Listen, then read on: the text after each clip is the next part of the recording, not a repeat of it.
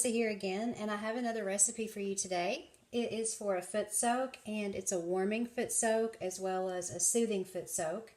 And it's actually very easy to make. It's getting cold out, at least it is here, and I have found that there are certain essential oils that can actually help warm your feet, but in turn also warming your body.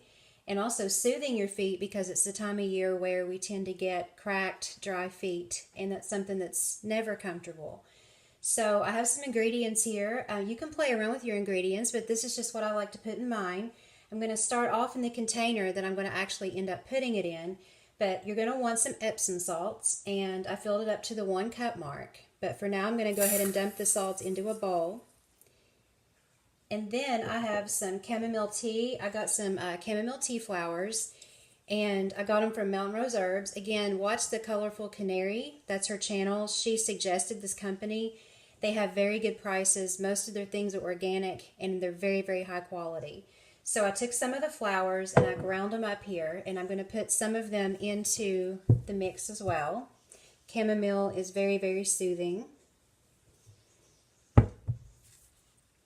And next I'm going to put some marshmallow root powder, and this is another one from Mountain Rose Herbs. It's also very soothing. It's good for the skin. You can use it in your masks. You can use it in lots of different skincare recipes, and a little bit goes a very long way, and you can also take it internally.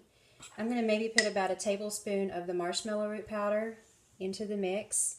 My bowl is running over here almost already. Excuse me. Now for some oils. I'm going to put some jojoba oil. This is what's left in this bottle. So I would say it's probably around maybe 1/4 to 1/2 of a teaspoon. I'm just going to empty the bottle out here. I like jojoba oil because it's very, very close to our skin's own sebum, which is what keeps the moisture in our skin.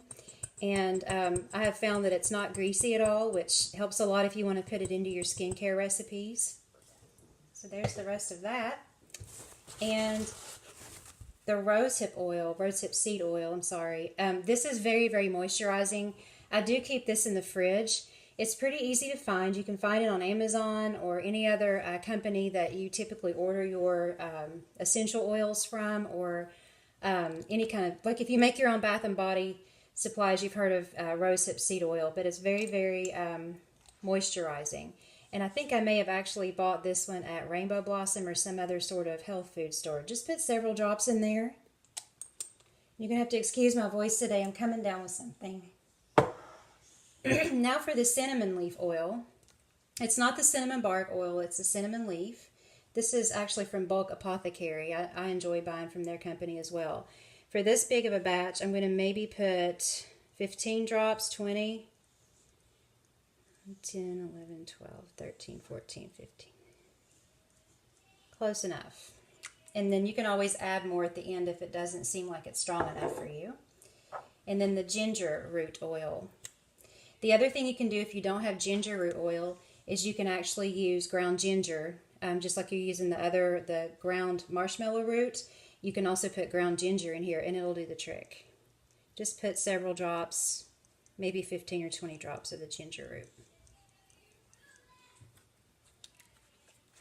All right, now we're going to stir it up.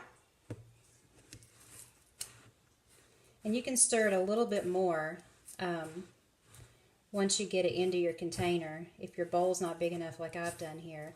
But eventually, after you stir for a while, it'll be all incorporated in, and then you can shake the jar every time you use it if you need to. And I'll come right back when I have it all mixed up and in the jar. Okay, so I have it all mixed up in here. I'm going to mix some more because there are still a few little clumps. You want to get it as mixed up as you possibly can.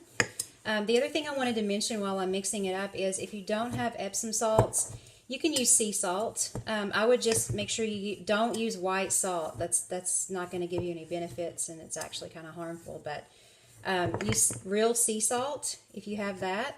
But I would definitely suggest getting the Epsom salts if you can, because you're going to get the benefit of the magnesium, and it's also very relaxing because of the magnesium if you can get the Epsom salts. And they're so inexpensive. That's actually something you should always have in your house anyway, because there are so many uses for them. And I think it was Off Grid with Doug and Stacy. They did a video just on Epsom salts, and she had some uses for them that I wasn't even aware of. But I even use Epsom salts as my fabric softener, which I'll do a video on. It makes a great fabric softener, and I actually even use it in my front loader that has a tray. You just don't put it in the tray, you put it in just in with the load. So I will try to get a video on that. It's very, very simple, and you can actually customize it to your own taste as far as scent goes, and you can add different things into it, but it's a very, very simple recipe for fabric softener. So this is about as good as it's going to get, and to be honest, I think I want a little bit more cinnamon in it. The cinnamon and ginger together smell so good, and especially for fall. Maybe put another 10 or 15 drops in here. Most people don't like things as heavily scented as I do. Some people are even sensitive to heavy scents, but I'm just one of those people who enjoys a lot of scent in my final result. So I'm going to stir it up some more. But that's pretty much it.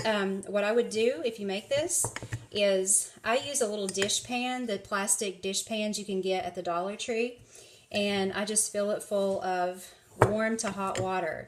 Now, if I have a headache, I'm going to put really hot water, as hot as I can stand, because I am not kidding you. If you do a hot water soak with these, your headache will be gone in 10 or 15 minutes. But otherwise, just do very warm water, and maybe for a tub, you know, like the dish pans, I think I just put a few scoops of this, maybe 3-4 tablespoons of the mix, and you're good to go.